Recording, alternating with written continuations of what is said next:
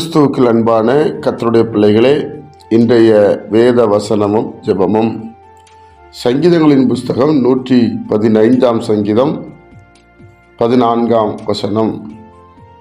கர்த்தர் உங்களையும் உங்கள் பிள்ளைகளையும் வர்த்திக்க பண்ணுவார். என் அன்பு கர்த்தருடைய பிள்ளைகளே, சங்கீதக்காரன் இப்படி எழுதுகிறார்கள், கர்த்தர் உங்களையும் உங்கள் பிள்ளைகளையும் வர்த்திக்க பண்ணுவார். பெருக பண்ணுகிறவர் நம்ம ஆண்டவர், வர்த்திக்க பண்ணுகிறவர், ஆசீர்வதிக்கிறவர், மேன்மைப்படுத்துகிறவர்.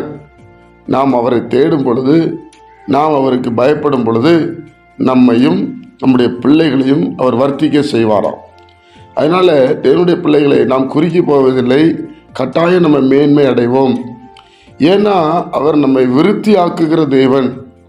ஈசாக்கு வர வர விருத்தி அடைந்து மகா பெரியவனானான். கர்த்தரை ஆராதிக்கிற, கர்த்தரை நம்புகிற ஜனத்தை அவர் விருத்தி அடைய பண்ணுகிறார். அதுபோல உங்களை விருத்தி அடைய பண்ணுவார். எதுலெல்லாம் நீங்கள் குறுகி போயிருக்கிறீங்களோ, எந்தெந்த காரியத்திலலாம் நீங்கள் சோர்ந்து போயிருக்கிறீங்களோ, கர்த்தர் உங்களை வர்த்திக்க பண்ணுவார். அதாவது சந்தோஷமாக மகிழ்ச்சியாக நீங்கள் பெருக போகிறீங்க, அதைத்தான் கர்த்தர் சொல்லுகிறார். அதனால் கர்த்தருடைய பிள்ளைகளாகிய நாம சோர்ந்து போக வேண்டாம். கர்த்தர் கட்டாயம் அந்த 2025 ஆண்டில் நம்மளை வர்த்திக்க பண்ணுகிறவராக இருக்கிறார். எந்த காரியத்தில் வர்த்திக்க பண்ண வேண்டுமோ தேவன் அதை நினைத்தால் யாராலையும் மாற்ற முடியாது. அதைத்தான் இங்கே சங்கீதக்காரன் எழுதுவதை பார்க்கிறோம். கர்த்தர் உங்களையும் உங்கள் பிள்ளைகளையும் வர்த்திக்க பண்ணுவார் என்று சொல்லப்பட்டிருக்கிறது.